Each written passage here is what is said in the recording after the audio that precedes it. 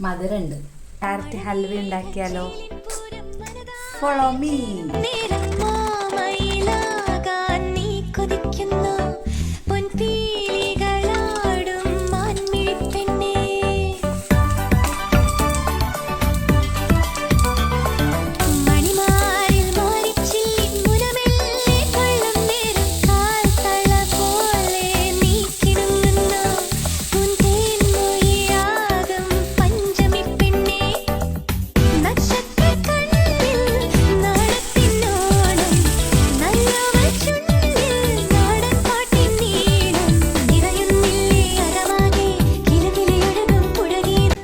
അവിടെ ക്യാരറ്റ് ഹൽവ അവിടെ റെഡി ആയിട്ടുണ്ട്. അപ്പോൾ ഇത് കട്ടൂട്ട് ക്യാരറ്റ് ഹൽവയാണ്. കാരണം എന്താണെന്ന് വെച്ചാൽ നമ്മൾ ചോപ്പർ ഇട്ടാണ് ഗ്യാസ് ചെയ്ത് നോക്കി സൂപ്പറാണ്.